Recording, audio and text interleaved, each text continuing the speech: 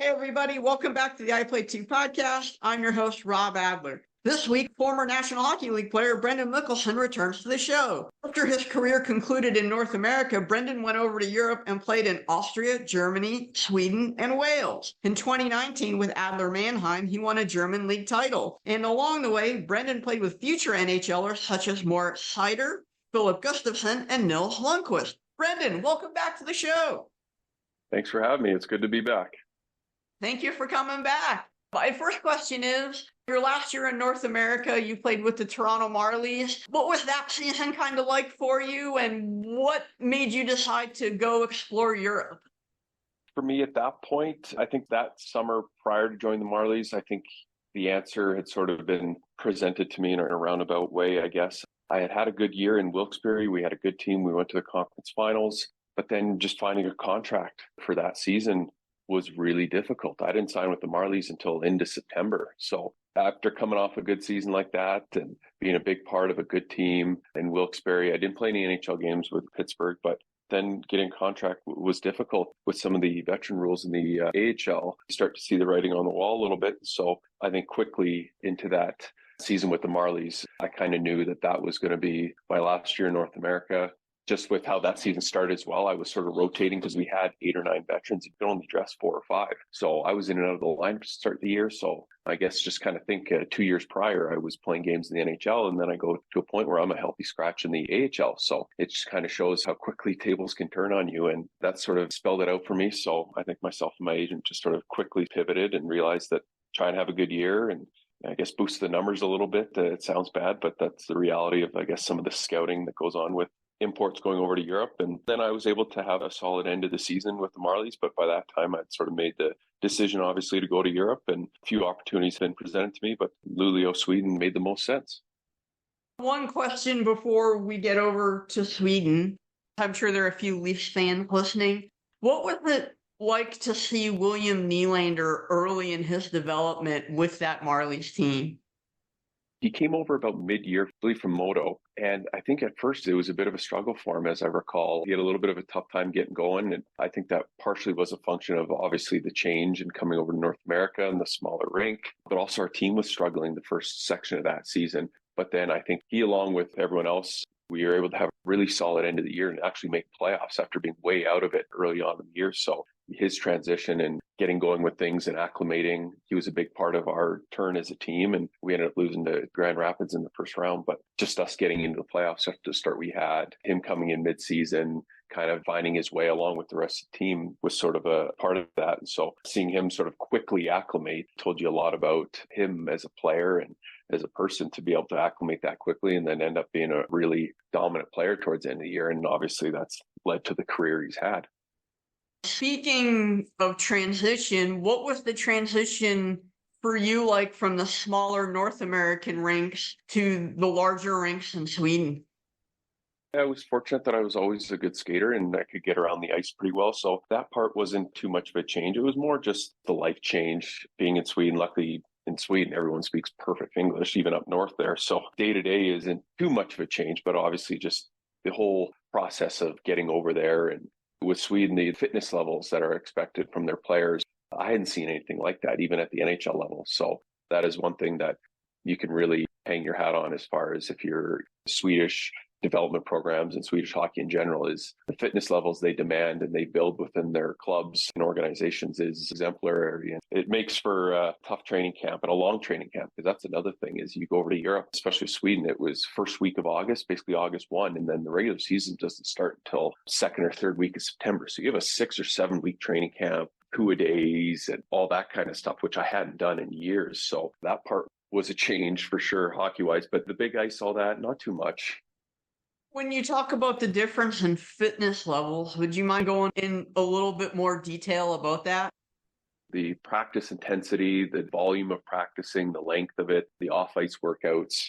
Like I said, two-a-days, the players' unions over here would never allow that nowadays, right? There are no unions over there as far as being able to restrict training and all that. And the teams really compete with each other. And so they're like, hey, if one of our rivals is training twice a day. We got to train twice a day, but harder. And so it's almost a competition amongst the clubs over there to show that, hey, we're putting in more work, and the fans and the supporters, they demand it too, right? Because they know that's such an integral part of the game. And with the players, the skating level, the wind that you need. I guess the VO2 test was one we'd always do, and the skating tests. And it was just the volume of work. That was the biggest part. It wasn't so much the intensity. That was definitely there, but it was the volume of practicing and working out, because you'd go there in the morning and have a 45-minute workout, go out for an hour, hour and a half practice, go have lunch, go sit down for a few minutes, and then you'd be back at the rink for another workout and practice in the afternoon. So that was standard for about the first 3-4 weeks. And then there's exhibition games mixed in there too. So the volume of work, I would say, was the biggest change. It almost sounds like a throwback to NFL and CFL for football training camps of the past, combined with modern technology like the VO2 tests and things like that. Yeah, that's a good way to put it. It is a bit of a hybrid in that sense. But as far as the testing goes, I still have the old school stuff. I remember my first year in Luleå, we had a 1-rep maximum deadlift test. I think they got rid of it after that year because about 6 guys hurt their backs. But that was a big change. So it was a bit of a mix of old school, new school, I guess you could say. But the volume of work was, I guess, in talking about it really is what stands out. What was the move over process like for you? Because not only are you going to a foreign country and a new city, but just getting over there and all the logistics that are involved with that. Unfortunately, too, with coming from Western Canada, there aren't any direct flights from Calgary to Sweden. So they travel, it's 3 flights to get to where I played in Sweden, up in Luleå. So it makes for a solid 24 to 30 hour travel day just with connections, because it was Calgary to Toronto, Toronto, Stockholm, Stockholm to Luleå. So just getting all that sorted, making sure your bags are good and all that stuff. Every airline's different, finding your way around some of the airports and all that. And so you definitely wanted a good buffer between your flights, but at the same time, you didn't want too much, because then it just sort of prolongates things. So finding flights where you had sort of a 2 to 2.5 hour layover, so you had enough time, but it wasn't too long. And then just getting over there, getting situated in your apartment, all those things. Lucky that the teams provide a car and your housing for you, so you don't have to find furniture and all that stuff. So that's big playing over in Europe. You're earning euros and the team covers your car and living. So that's a perk, but also makes the transition a little bit easier too. For people who might not know where Luleå is in relation to the rest of Sweden, how far is it from Stockholm? It's probably an 8 or 10 hour drive north of Stockholm. The town of Luleå is only about 30, 40 miles south of the Arctic Circle. It's almost up where Sweden and Finland meet up at the north. So December, January, it's dark. How do you stay warm? It's not as cold as you think. This is what I was told. I could be paraphrasing poorly, but I believe in the water west of Norway, there's almost like a Gulf Stream type of warmer wind that comes up from more southern waters that flows up north. And it helps to keep sort of those Nordic countries a little warmer than you might think, but definitely still get minus 30, minus 40 bouts here and there and plenty of snow. So you definitely get a very healthy winter. It starts snowing sort of end of September, early October, and then the snow's there till mid-April at least. So Luleå was a beautiful place. The daylight in the winter didn't bother me. It was almost kind of weird being kind of the middle of the night at 2 p.m. It was almost a novelty, right? But really cool place. I really enjoyed my 3 years there. I would have played there longer if I could, but the organization was going through some changes as my time progressed there, and that's hockey. But really look back at my time in Luleå really, really fondly. One more question off the ice here. The food, the culture, is there anything you miss about being there? Oh, lucky there's IKEAs here, so you can go get the Swedish meatballs sometimes, right? The IKEAs have a little market and all that where you can get some Swedish food, and I still to this day will stop in and get good Swedish meal here and there. But yeah, the food was really good. Luleå had some great restaurants. Lucky I get a little bit here still through IKEA. I know if Swedes are listening, they'll probably hate to hear that, but it's the closest thing you can kind of get here, so I'll take it. Going on the ice, once you start the season there, your first year, what was it like to just get acclimated to the Swedish style of play, the bigger rinks in terms of game action, and kind of the travel across Sweden? I was sort of complaining about it earlier a little bit in a way, but with those training camps, by the time the season actually hits, you're ready to go. You're in full game mode because you play 8 or 10 exhibition games. So that was a good part of it. Your fitness level had been brought up. Your legs have been brought up as far as their workload capacity. So I think for us, there was a lot of pressure on the team that year. They'd spent a lot of money to bring in a lot of imports, a lot of players. They wanted to have a really good team. We had a slow start to the year. So in a small Swedish town like that, the pressure was on quickly. They don't tolerate poor results, especially with the budget we had with our team and the players we had. We had a lot of good players. And so it was pretty pressure packed there just because we brought in probably 8 or 10 new players. And so to sort of jam that many new pieces together and just expect to gel right away is tough. So that was probably the most difficult part, is just getting everybody acclimated to the team process. When I say acclimated, getting everyone to gel and all that. But we hit our stride shortly after that, and we're able to have a really strong later part of the season and move into playoffs. But at the time I spoke no Swedish. So the local media, newspapers, all that, I was sort of almost insulated in a way. I didn't read the stuff. I didn't watch the news. So it was probably much worse than I realized, but I kind of knew it, just a small sliver of it, I think, from the guys who lived there and grew up there. I think they heard it all the time. Speaking of pressure, having to play earlier in your career in Calgary, which is a hockey mad city as well, did that kind of prepare you for kind of what you were going through early in that season? I never really thought about it, but I guess so. I guess all your experiences throughout your career in one way or another shape you in one way and acclimate you in certain ways to different situations and allow things to sort of run off your back a little bit easier. And so you see that with having veteran players around, having players who have experience around, and that value, because you're able to sort of work through those things a little bit better and understand that it's just noise and the old cliches, but they're so true. It's just control you can control. And we were struggling. So how do you get better? You just have a good practice the next day, have a good practice the day after that, and then try to have a good first period, right? And it's sort of some Bill Belichick isms, I guess you could say. So when you are struggling, just get back to the core things and work from there. You alluded to this a little bit with the language barrier. How long did it take you to kind of learn, I would say, just passable Swedish so you could get by if necessary? I worked at it, especially one summer going into my third year in Luleå, because our team had transitioned to mostly Swedes, and a lot of the meetings, video meetings, were moving into mostly Swedish. So I really worked at it, I remember. But to be fair, I didn't put enough time into it. It really never got great, to be honest with you. Partially, this is an excuse in that with Swedes speaking such good English, you're not really on an island. You can go into any store, any restaurant, and just start talking English, and they'll talk back to you in English. There isn't the urgency that one might if they went to play somewhere in maybe a remote part of Russia or Slovakia or Czech Republic where there's little to no English. There's more urgency, right? And so with that urgency, there's probably more of an emphasis on it just to get through your day-to-day. But with Swedes and their level of English, it probably breeds a little bit of laziness as far as imports learning the language, right? Because you don't have to. I mean, it does help, and I think they do appreciate it. But I guess if that urgency isn't quite there, that sort of slows down the progress a bit.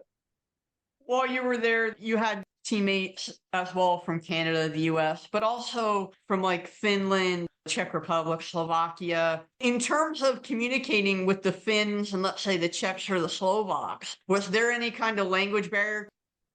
No, not at all. But all the imports we had, Peter Solaric came over to North America here. I think he played a little bit with Boston. The Finns, their English was all perfect as well. So it was just English in the dressing room, meetings were in English, all that. And so our coach, his English wasn't great. He's a Swedish guy, but his English wasn't awesome. And so for him, I think it was frustrating at times because you want to communicate and verbalize things and articulate things in a certain way. And if you're sort of boxed in with your range of vocabulary, it can be frustrating. But on the player side, everybody's English, it was all good. So there was no issues there.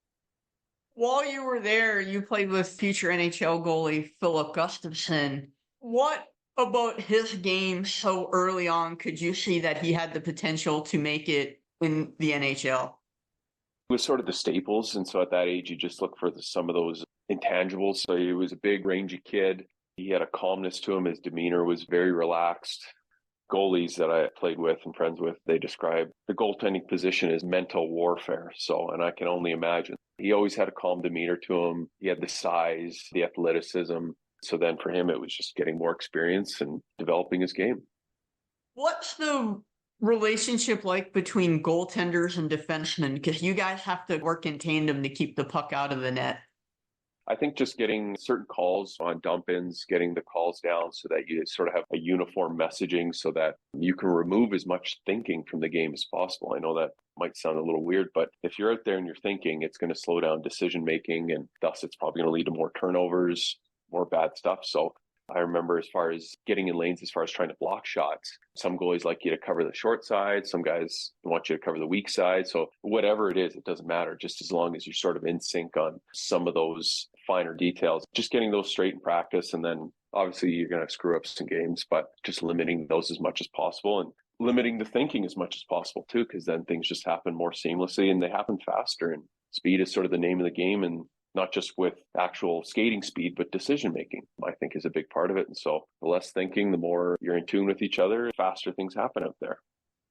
Throughout your career, be it in Europe, North America, who was a goalie that could communicate the best and the quickest that helped you get better? Oh, good grief. That's a tough question. The goalies that sort of clean up your mistakes are the ones that always stood out to me. And lucky I played for a lot of good goalies. I remember Jay Shiger in Anaheim, Mika Kiprasov here in Calgary, and Dwayne Rolson in Tampa Bay. They were all sort of veteran, established guys at the time. It was just a certainty with how they spoke with you that just bred confidence and stillness to everything. They would just sort of tell you, this is what I like, this is what I do, see this, do this. There was a certainty, there was a confidence to the way they spoke. Not a goalie, but Michael Backlund, who was Swedish. Yep. Did you talk to him at all before going over to Sweden to kind of get a feel, or maybe another person who was Swedish to kind of get a feel for what it was like to go over to play there to make sure that Luleå was going to be the right place for you? I had a little introduction to Sweden actually a few years prior to going over. So during the NHL lockout in 2012, I went over to play in the second league in Sweden for a couple of weeks in a small town of Västerås, which is Michael Backlund's hometown. And so him and Patrick Berglund were playing there at the time. And so that was sort of an introduction into Sweden. And so it allowed my transition to Luleå later on in my career a lot easier because there were some things that I was already familiar with. And so that was big as far as getting used to Sweden. And he was sort of able to show me a few things. Family had me over for Christmas dinners, so I got an introduction into a Swedish Christmas, so that was a lot of fun. Speaking of a Swedish Christmas, what's that like and how is that different than, let's say, a North American Christmas?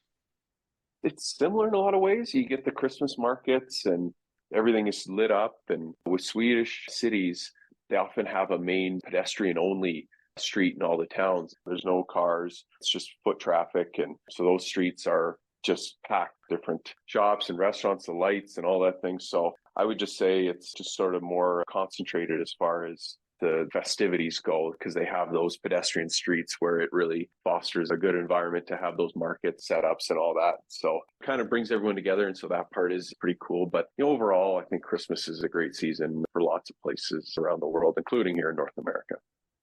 When you had downtime, were you able to get a chance to kind of go sightseeing and go see some things? What they have in Europe is they have a national team tournament schedule throughout the season. And so sort of a build up to the World Championships. And so there's about 3 10 to 12 day breaks throughout the regular season when you play in Europe. And so depending on how your team's playing and your coaching staff, sometimes during these 10 to 12 day breaks between games, the team will give you 4, 5, 6 days off. Then that's a great time to go away. And that's definitely something my wife and I took advantage of. Being in Luleå and being a little bit more removed from continental Europe, we had a few days off there. We'd often just head down to Stockholm for a couple of days there just because it would be tough to travel, I found, anywhere else, just because you're spending half a day or more traveling each place. You only have 3 or 4 days off, and so you don't want to spend 2 of them traveling. So we'd often just go down to Stockholm, spend a couple of days there, and tons of great restaurants there and things to see. So take advantage of that whenever you could. That sounds like a pretty fun gig to get your car paid for, your house paid for. You get to go travel a little bit. I'm sure it's not as fun as you're making it sound. With the reduced game schedule, what you take away in games played, you make up for in training, in that long training camp. The overall workload is probably about the same as North America. You just practice and work out more in Europe generally than you do during the season here, because over here you play so many games that you just don't have the time to train and practice as much. But over there with a little bit lighter game schedule, you practice more and you work out more. It ends up pretty much a wash. Couple final questions about Sweden. And the first one is, you played in the Champions League. Can you kind of tell people who are maybe unfamiliar with European hockey what the Champions League is? Yeah, for sure. They've tried to mimic, obviously, the Champions League for soccer. So it's a similar structure. They try and bring a lot of the leagues together, minus the KHL, I believe. Just sort of a tournament round robin format where you play teams from other countries in Europe. And there used to be way more teams than there is now, but they trimmed it down a fair bit. So it was kind of a double side of the coin as far as the Champions League goes for a lot of the players, just because a lot of those Champions League games would end up being during those breaks that I outlined. So a lot of players would view those breaks as a time to go see stuff and travel. But with the Champions League schedule and just trying to shoehorn it into leagues sort of normal game schedule, they would have to put games during those breaks often. So that was a bit of a struggle for some guys.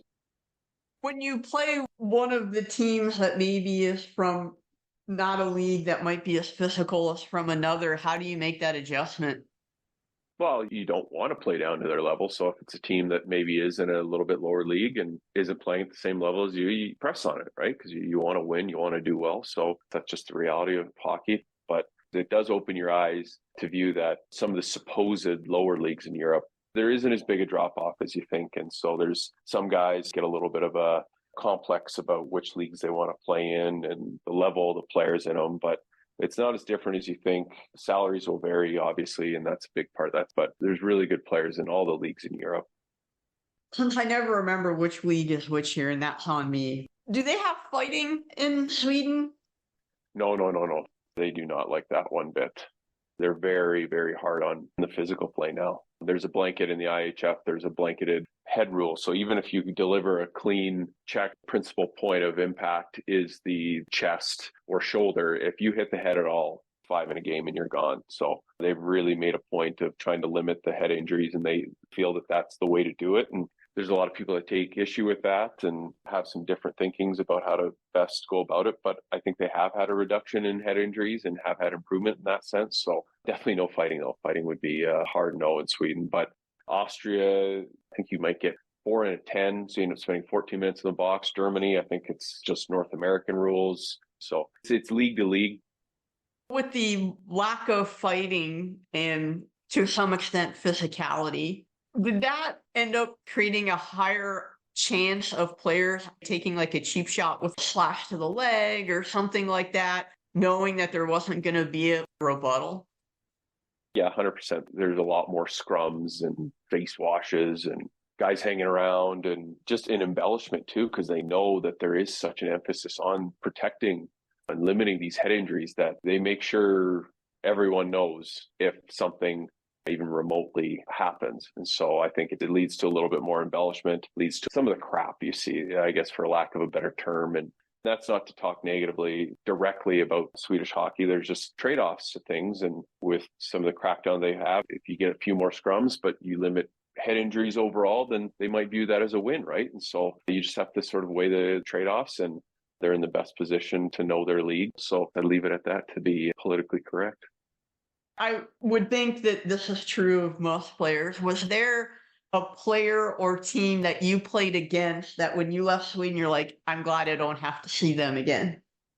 One thing that always stood out to me in Sweden was the road games, the away games. Teams would come out in their home building flying. So those first periods I remember about Sweden in visiting teams' buildings were always just such a battle, such a grind. You're just fighting tooth and nail just to keep your head above water a lot of times. So that was one thing I look back on about my time in Sweden, is I did not miss that surge from the opposing teams, because you just wanted to survive the first period. You just wanted to get out of that first period either even or only down a goal or so, because it was like there were 6 of them out there at times. You were just swimming some of those first periods, just trying to keep yourself in the game. Last question on Sweden. What was the travel like from city to city for road games? Being in Luleå, we were fairly removed up north there. So there was only one team that was about an hour and a half, 2 hours away that we bussed to. But other than that, we were flying. And so it would just depend on where the road team was. If it was a commercial flight, or we chartered the odd flight. If you were going to a really small place that didn't have a big commercial airport, you might charter a plane. Like if you're going into Leksand, which is interior Sweden, really small place, 4 hours away from Stockholm. So you think about a travel, you'd have to fly to Stockholm and then bus 4 hours into Leksand. So timing wise on a game day, even the day before, it can be a little dicey with weather and flights and all of that stuff. So you chartered some of those more remote places and then you go commercial to other places, and going commercial obviously was much cheaper. So depending on your team and the budget and all those things, it was a mix of everything. That sounds a little like planes, trains, and automobiles. I was just going to use that line, but yeah, that's about right. You play 3 seasons in Sweden and then you move on to Germany. How did you end up finding the spot with Adler Mannheim? Mannheim that year, they were going through a bit of a regime change. So they brought in a Swedish GM. And so I think that's where the connection must have started, because my North American agent, they obviously have contacts throughout the world. And my Swedish agent, through my original North American agent, obviously there was a connection there. They knew each other. And with my end in Luleå, I guess the way it sort of went further into summer. And so by July, most European rosters are pretty much set. So again, it was a little bit of like that season I went to the Marlies that I was sort of running out of options just because the way the buyout from Luleå and all that stuff went. So it sort of dragged on a little bit. And so I think we were just looking for a good place, competitive place for me to play. And I hadn't looked into Germany much, but quickly after doing even just 5 minutes of Google searching on Mannheim, you quickly see what a destination it is and what a great place to play hockey was. So talked with the coaches, talked with the GM, and just felt like it was a good spot, and it was off to Mannheim. I like Adler Mannheim. Obviously, I have the name connection. But what was the transition like, I guess, from playing in the Swedish league to the German league in terms of physicality, communication, all that stuff? It was a good change, actually. It was nice here from Calgary. It was one flight instead of the 3 to Sweden. So it was one flight to Frankfurt, then an hour drive to Mannheim. So that part right away was very nice. I think just more North Americans. German teams have, I believe you can dress 9 or 10 imports per game or per team. There is a little more familiarity with having imports. You're kind of over there together and all that. And so that was nice. So in Mannheim, we had a great group of German players and guys, and then a good group of imports as well. So there's less English in Germany, so that part was the transition. You're on your phone more often using Google Translate camera feature to figure out what you're buying at the grocery store, and that part was a change. You're in a bit more of a bubble in that sense. But being in continental Europe, being in a big bustling country such as Germany was a huge change from Sweden. Sweden, it's a lot of smaller towns, really nice place. But Germany was just much bigger, more people, busier, all that. And so first couple of times on the Autobahn, you're like, holy crap. Mannheim being sort of a hockey town of Germany, where it's normally most cities are dominated by soccer, was a pretty cool thing. What was the fastest you drove on the Autobahn that you're willing to admit to? Maybe 100 miles an hour. Our team issued cars. They were good cars for getting around town, but they were definitely not meant to go at exorbitant speeds. So I often tell people now, though, with the Autobahns and the highways, how they are in Germany, I can see why people have very high-end cars, because if you're doing 200-300 kilometers an hour, I don't know how that is in miles, you want to be in a very, very well-built car. And so you don't want to be in something that's not meant to go at speed, because I can tell you in that team-issued car, once you hit about 100 miles an hour, things started shimmying in ways it probably shouldn't. So it got a little scary. And so you just kept it about probably 70 or 80 miles an hour in the middle lane just to stay out of the way. Yeah, I'd be going 200 kilometers an hour, which is around 125 miles an hour. That would be me. We had teammates who had really nice high-end cars. So I remember one time coming back from the finals, guys were kept late because they had to do doping testing. So the team bus went ahead of them just to try and get home. So our team manager, who had a good car, stayed back with the 2 players who had to get tested, and they beat us back to Mannheim, and they left like an hour and a half after us. And it's only like a 3.5-hour drive from Munich. So I guess he was going 250, 300 the whole way, because you can, right? And so if you have a car that can do that, then I guess have at it. Wouldn't that be nice to do here? Yeah, I don't know if the roads in North America are built for that, but that's another podcast, isn't it? They prevent me from getting there quicker. What can I say? I guess probably saving us from ourselves in a lot of ways too, right? Yeah, I'd agree with that. So how quickly did you get acclimated to Germany? At that point, I'd been playing over in Europe, and it was a different country, but a lot of the actual transitional things were pretty similar. And I was used to the training camps. I was used to the 2-a-days. I was used to just having to figure new things out and be open to something you buy at the grocery store your first couple of weeks there not being what you think it is. And so It wasn't too bad with Germany. It really wasn't. Just at that point, I was sort of used to the whole process of getting over there and all that stuff. So just getting to know your new teammates and where you're going places. But it wasn't too bad. It was similar schedule. Swedish GM ran things a very Swedish style of things. And so that part was pretty simple, pretty smooth. You have a Swedish GM, a Czech coach, and a Finnish assistant. And I know there was another assistant. I forget where he was from. That's a ton of different backgrounds, and I'm guessing English was the language that everybody communicated in. But were there anything that kind of got lost in translation just with all the different languages involved? Not really, to be honest with you. And I think that was the cool part about going to Germany is it was much more of a melting pot as far as the different cultures. Everyone was pretty much used to it. The people who had been in that league a while knew that you got players from all over and people from all over and everything that comes with that. And so everyone just realized that that's the way it was and they dealt with it. And so there wasn't too many moments of that I can really recall. So what was the beer like? It was awesome. The team was good enough to let us spend a day at Oktoberfest, the real Oktoberfest in Munich. So that was a sight and a lot of fun, good team building day. And German culture that way is awesome.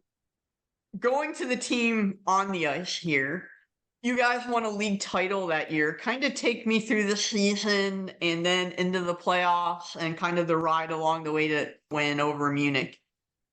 For our team that year, it was pretty much right from the get-go. We knew we had a good team and we knew we had potential to be really, really good. And so we had a rigorous training camp. That was something that they wanted to step up there. So camp there was really hard, really long, really tough. But I think it really just set us up for a really good start. And pretty much right through. We had maybe 1 3 or 4 game losing streak throughout that year, but basically start to finish that year, we were the top team, even going through playoffs. We went through it fairly quickly. So we had a deep team. We were built for it in a lot of ways. So that year was just a lot of pieces and a lot of things going right and a good team that was able to sort of see its potential. So pretty cool year.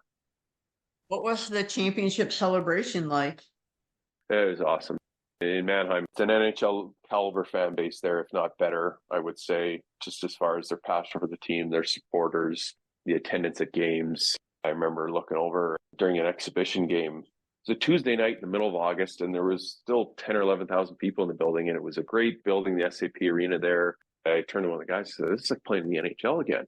So it really felt like that a lot of nights, and even better, too, because the fan base there was so boisterous, I guess you could say, both good and bad. So if you're having a tough period, they let you know. But when you did well, they let you know on an equal level. So that year in Mannheim was really, really cool that way. Do they do parades there like they do here for when you win a league title? Yes, we did. There was a downtown square. There was a bit of a rally, and then we all got in these cars and stuff, trucks, did a parade down to the game rink, and then they had another little thing at the rink after that. And so it was a great, awesome day. A lot of laughs. That was pretty cool. There's nothing that beats winning a championship. Are you still close with anybody from that team?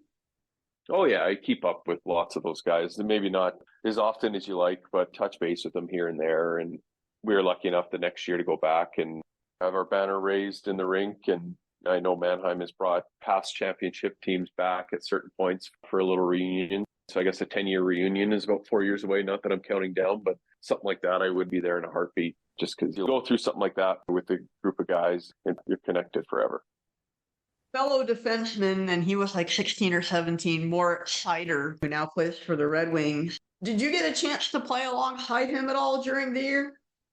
We didn't play together much on the ice, but I sat next to him in the dressing room for 9 months and chatted with him every day and got to see his development that year because early in the year, he didn't play a ton at the start of that season. He was just trying to work his way into the lineup. To be fair with you, we did have such a good team and a deep team. I think everyone knew his potential, and I think he did as well. I think that's one thing that always stood out to me about Moritz was self-confidence and self-belief that he had the abilities and he had the way. And so just seeing that every day and his demeanor, his personality, and just a good kid and just somebody you enjoyed to be around. So it's been pretty awesome to see the success he's had.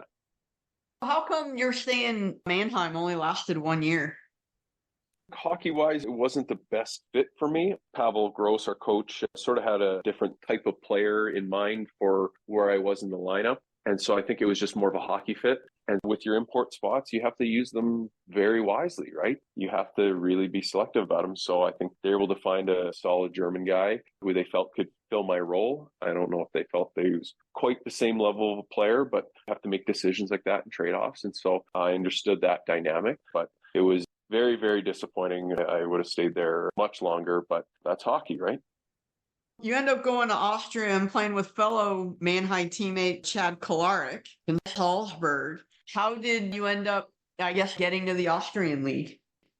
Things were, again, dragging on for me a little bit contract-wise. I had seen Chad had signed there, and so we chatted throughout the summer, and he asked me if I'd consider Salzburg. I'm like, Red Bull, Salzburg, hear a little bit about how Red Bull teams are run and how professional they are and everything that they provide for their players. And then obviously, again, quick Google search of Salzburg, Austria, you see what an amazing place it is landscape-wise. And it wasn't hard once I spoke to the coach there, Matt McElvain, to see it. It was a good landing spot for me.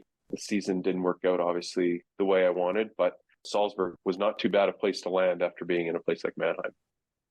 What was it like being in Europe and actually having an American head coach and also an American assistant as well in Matt Snavy? It was good. Matt had been over there for years as an assistant under Don Jackson in Red Bull Munich. And so this was his first foray into head coaching. And so he obviously was more than prepared for the role. So he was a rookie head coach technically, but he was far from it. He was like a seasoned veteran from the beginning. And so it was great that way. He was a great guy to play for. One of your teammates, Thomas Raffel, probably I would say one of the top 10 best Austrian players ever. I think he played briefly in North America in the minors, but it wasn't very long. What was it like to kind of have him as a teammate, knowing the fact that he's a legend in the game over there? From the outside, you might see these guys in a certain way and all that, but he's a great teammate, a great captain, and great mix of size and scoring ability and strength and power to his games. So he was a fun guy to watch and a huge, huge part of our team. So one of many great captains I got to play for and play with, and a big reason why we had such a good team. I've heard some stories about just how popular he is. Do you have any stories with him, like off the ice? With any team functions, it was always him giving a speech. And obviously, you're in that captain role. It's kind of part of it. But people, it seemed like they were just captivated by every word that he spoke. And so we would always joke with him a little bit about that. But he was good about bringing the team together and understanding just the small nuances that good captains do. You make the playoffs there, the playoffs start, and COVID hit. Yeah, that was something out of like a twilight zone. I'd heard and read things about it in January and early February, and you didn't really think anything of it. Now, looking back now, it's like, holy, it was obvious. But at the time, you just thought, it's contained to that region. These things sort of seem to pop up every once in a while. Never in your wildest thoughts would you think that it would progress the way it did. And I guess selfishly on the hockey side, we were a first place team again. I was thinking, I'm going to win another championship back-to-back years. And I was just sort of more thinking, why did our season get canceled? We were going to win. But in hindsight, that was a very shallow line of thinking with what the world ended up going through the following years. I was in San Diego, which was basically ground zero for COVID.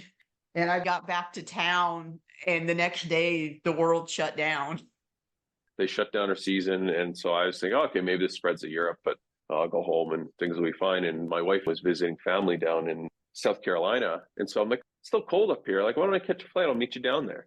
Thinking nothing of it. Again, being extremely naive. And then I'm sure everyone's got their sort of COVID onset stories, but then obviously you started to get heads of governments telling their citizens to come home. And that's when you sort of hit in. And then the initial 2-week lockdown, holy crap, right? The severity and the size of the event and moment sort of starts to hit you.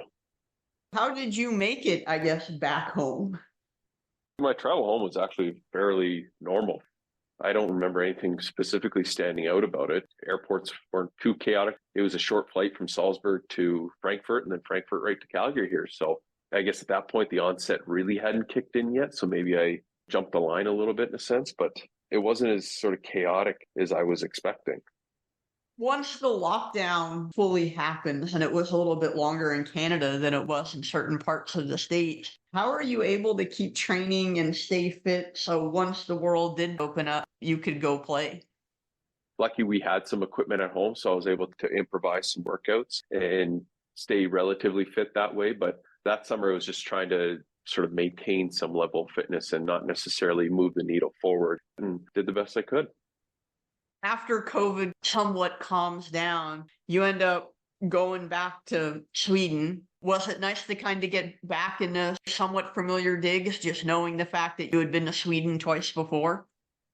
Yeah, the travel to Sweden during COVID was obviously a breeze. The flight was 2/3 empty. I normally would try and upgrade into a premium economy seat just to give me a little more legroom for that length of flight. But for that one, I looked the day before and the plane was, like I said, half empty. So I had a whole row of 3 seats to myself. So airports were empty. It was long going up to Örnsköldsvik. But because of COVID, that year ended up being 4 flights. But Sweden didn't have the restrictions and lockdowns and no masks, none of that stuff. So I almost skipped the year of almost reality in that sense. So Sweden was strangely normal that way. And you were really isolated from the grand impacts of what it had on people here in North America, in a sense. But that year was a nightmare, hockey-wise. Away from the rink and sort of escaping some of the COVID measures was a bit of a relief. But that's one year that was tough and will sort of stand out in my mind for a lot of years as far as my hockey career goes, and how disappointing it was, and how we were supposed to be a team that was competing to move up to the SHL. And we really weren't even in the mix, even close all year. We were at times borderline going down to the 3rd league in Sweden. So 3 coaches that year, countless changes in leadership amongst the group and all that. So, and amongst everything going on in the world, that was a tough year. When you go through a year that, as you described, a nightmare, how do you handle that mentally, especially with the fact that you're away from your home country?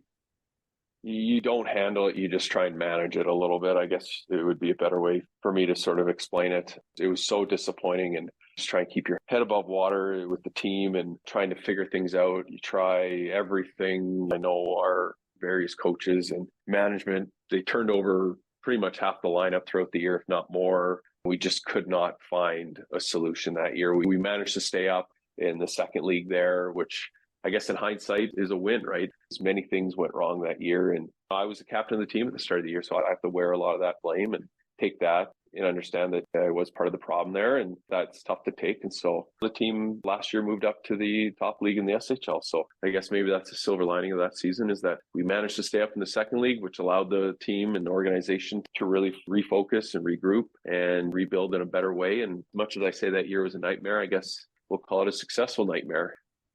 With being a captain and obviously Swedish not being the language you speak totally fluently, how hard was it to be the representative and the face of the team? In hindsight, I was the wrong choice for captain. I think I learned through that experience, and I should have known before too, but I think with playing in Europe, the imports are a big part of your team. But I think as far as your core, your main leadership, it needs to be guys who are native of that country, because they just get it. They get the nuance of it. They're able to communicate with the fans better. And again, that's my fault for my Swedish not being where it is. And it probably did hurt, because the fans can view outsiders as not really having the proper level of care for the club and just sort of being independent contractors versus really caring for the club and caring for the results of the club. And at that point in my career, I just wanted what was best for the team. I wanted to be part of a team that helped go up to the SHL, but it should have been someone else. And so well into the season, them stripping me of my captaincy, I think it was the right decision, to be frank with you. Now that you're working in the business world, what lessons did you take from there?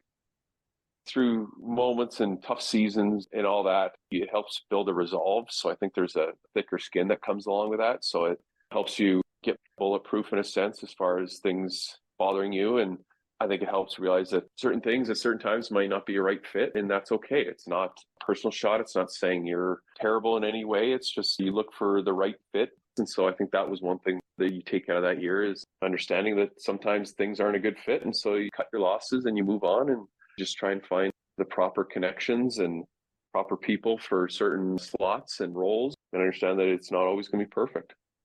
Speaking of moving on, the next year you end up playing in Wales, which I think many hockey fans wouldn't necessarily view that as a hockey hotbed. But what was it like to play in a different place like that? It was cool. That was a different year for me, because after that year in Moto, I strongly considered retirement. It was that hard. It was that mentally draining, but I think you get into the summer and you kind of regroup, and I wasn't sure exactly where I would land. So I just sort of kept an open mind that summer and just sort of felt that decisions make themselves. And so as the summer progressed, I was lucky enough that the ownership of the team in Cardiff were local here in Calgary. I was able to connect with them and chat a little bit with the coaching staff. And one great thing that the British League offers is MBA programs to some veteran players, even younger players. And so I had the opportunity to go over there, play hockey for another year, go to school as a full-time student, earn an MBA. So I think those factors, with not wanting to end my career as well with the way it went in Moto and the MBA opportunity, and then just with the organization that they had built in Cardiff and the fan base there, and it became a no-brainer. How hard was it to balance family life, the hockey career, and going to school at the same time? Well, my wife didn't make it over that year. She had a new venture. She had new things that were going on. So she was working at those. So it was basically just hockey and school, and the team was great with it. Some days, if I had class at 11, the team would practice at 9. They would work the practice schedule around my school schedule. So if there was a game that day, I went to class. It was important to me. I felt like I needed to be there, and I felt like I could build in a routine that allowed me to be ready to play and be ready to perform for my team and my teammates. And so you adjust, you develop new routines, and those days you may not have time for an afternoon nap, so you get to bed a little bit earlier the night before. So a little bit of preparation goes a long way, just thinking about your day, thinking about your schedule, and when you have papers due, and to not let things pile up. Just took a little more scheduling and planning that way, but I got through it okay. Seeing as it was 15 years since you probably had to do schoolwork and hockey at the same time, was it a little bit of a adjustment of getting back into that swing of things?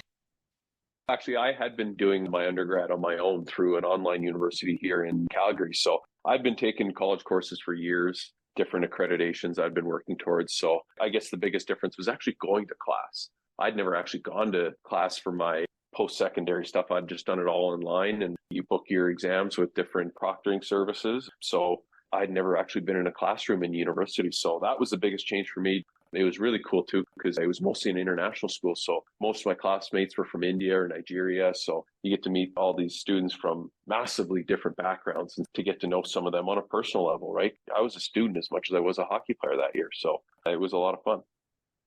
You mentioned that you had gone to school online for a while throughout your career. Is that a common thing that a lot of players do, or is that something kind of unique to you?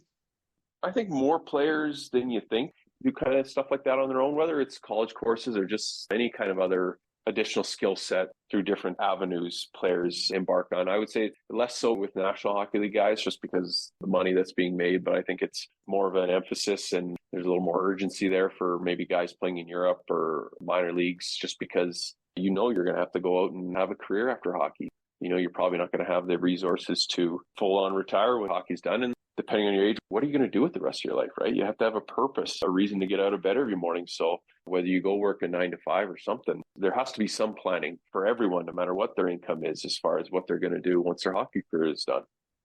Was that something that your agent suggested, or was that something you just kind of said I needed to do?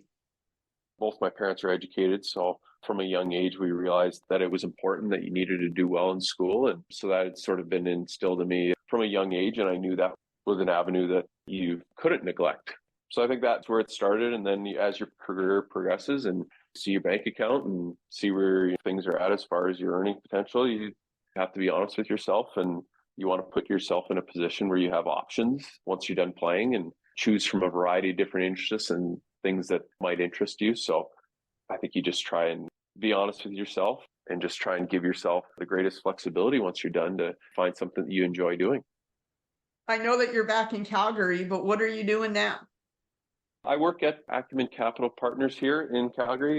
I was lucky throughout my hockey career, not only with some of the post-secondary classes I took, but I developed an interest in finance and financial markets and stocks. And so I invested all my own money throughout my own career, consulted with a few professionals here and there just for some guidance and wisdom. And my father helped me out a lot, sort of getting going with it. But I invested, managed all my own money throughout my whole career. And so the transition out of hockey, I kind of knew eventually I wanted to get into wealth management. So Acumen here gave me a great opportunity about 16, 17 months ago now. So I had a good base knowledge of financial markets, of financial plans, building portfolios. But actually working on the job has been a whole different animal, and my learning curve at an even faster rate. And so it's been a huge, huge change, but my acumen here has been really good to me and really patient with me and understanding with me and knowing that this is not only a career change, but it's a huge life change too. So I say to a lot of players that I talk to is even when you have a plan for retirement, it's a huge change. So try to have a plan, because not having a plan plus the change,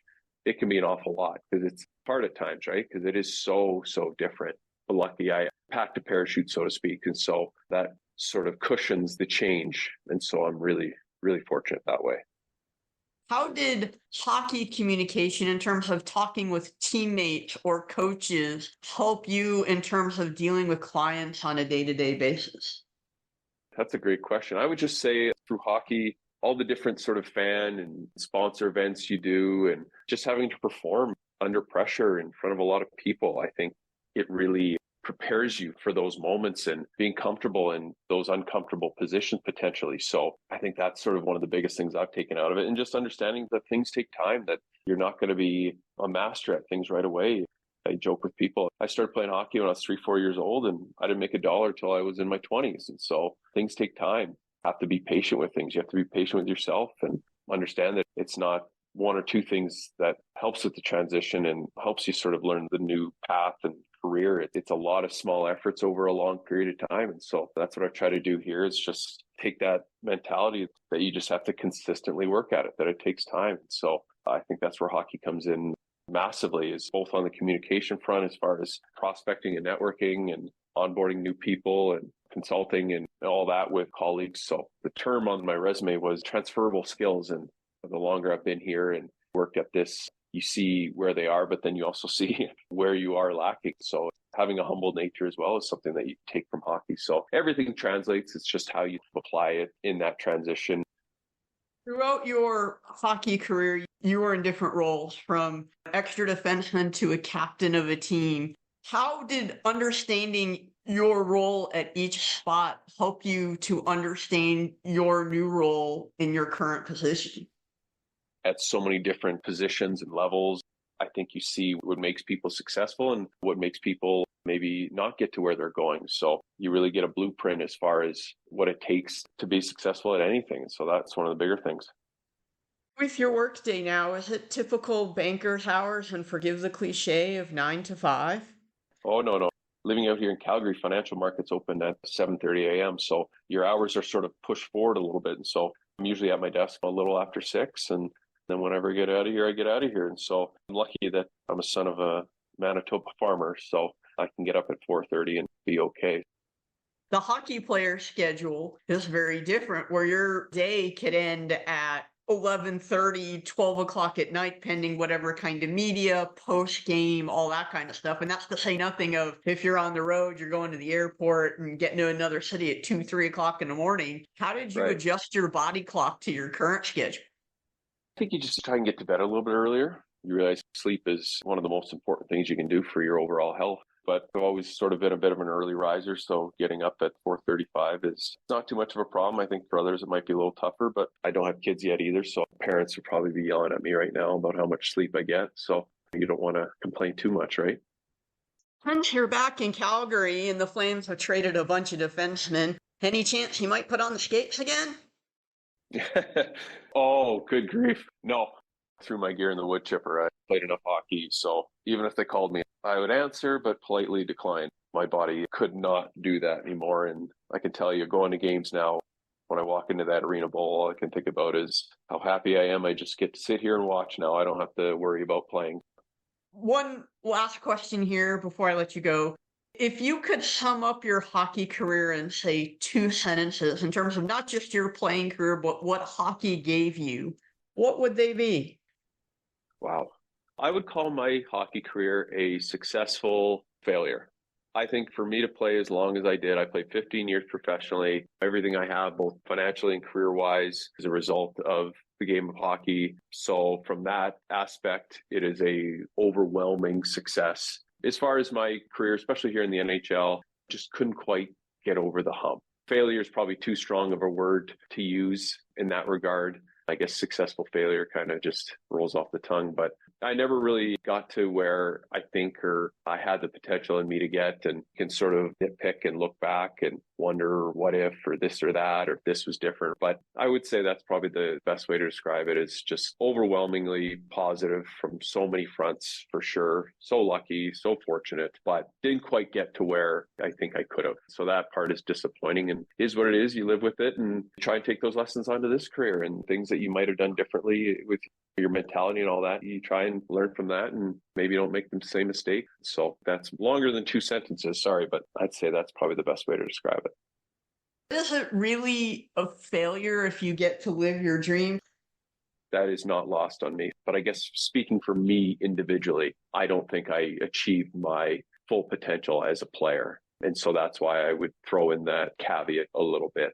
But I know how fortunate I was to not only play in the NHL, but spend the time I did in the NHL. Brendan, I want to thank you so much for coming back to the I Play 2 podcast and talking about your time in Europe, whether it be Sweden, Austria, Germany, or Wales. It's been great to catch up with you again, and best of luck in your new career in finance. Thanks so much. Thank you very much. I appreciate you having me, and it's good to chat and think about it all. I hadn't really done that yet. So it's a nice close to my career in a lot of senses.